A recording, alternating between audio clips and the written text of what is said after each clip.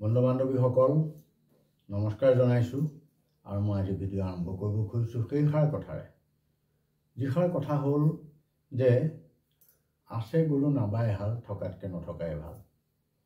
অৰ্থাৎ কিতাপ যদি বহুখিনি আছে ভালে কেইটা আলমাৰি ভৰ্তি হৈ আছে কিন্তু যদি তাক পঢ়া নাযায় তেতিয়াহ'লে এই কিতাপ থকা নথকা অৰ্থ একেই হয়।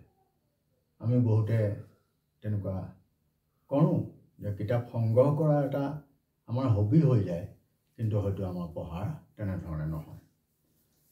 যি কি নহওক ধন উপাৰ্জন কৰি কষ্ট কৰি ধন উপাৰ্জন কৰি যদি কাৰোবাৰ দুখত দুখী হৈ দি দিয়া যায় তেওঁলোকক চলিবলৈ আৰু তেওঁলোকে চলিবলৈ পাই যদি আপোনাৰ পিছত ফোনো নধৰা হৈ যায় তেতিয়াহ'লে কিমান দুখৰ বিষয়। কিন্তু সেইটো প্ৰাপ্য, আচলতে সেইটো কৰিব নালাগে। যিসকলে কৰে সেইসকলে সেই প্ৰাপ্য নিশ্চয় পায়।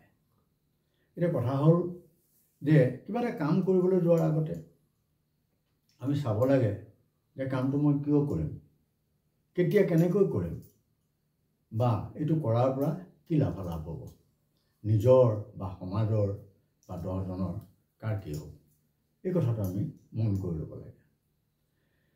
পিতৃ মাতৃ যিসকলে নিজৰ সন্তানক পোহপাল দিব পাৰে ভালদৰে, যিসকলে সন্তানক পৰিচালিত কৰিব পাৰে মৰম চেনেহেৰে বা তেওঁলোকৰ সক্ষমতাৰে, সেইসকল পিতৃ মাতৃ যোগ্য।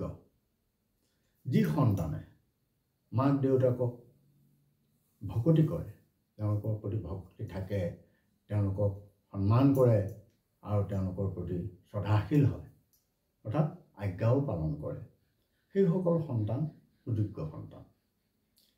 এই ধৰণৰ কিছুমান কথা চাণক্য নীতিৰ উল্লেখ আছে।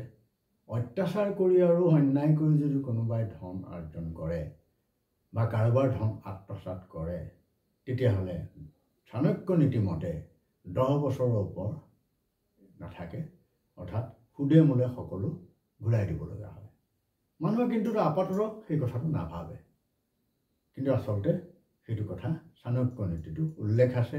আৰু আমি দুই চাৰিটা কথা বতৰা পাতিলেও যে পাপৰ ধন পৰাচিতত যায় বা অন্যায় কৰিলে সেই ধন নাথাকে, এনেধৰণৰ কথাবোৰ আমি পাতোঁ।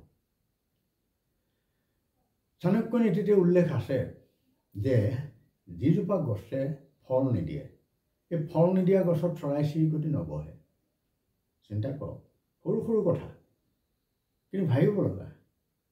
চৰাই চিৰিকটি অমাত জন্তু, আমি চৰাই চিৰিকটি নিজৰ ভাষাত যি মাতে মাতে আৰু কিন্তু মানুহৰ নিচিনাকৈ কথা ক'ব নোৱাৰে। কিন্তু সেই চৰাই চিৰিকটিও জানে যে সেইডাল গছত পৰি লাভ নাই।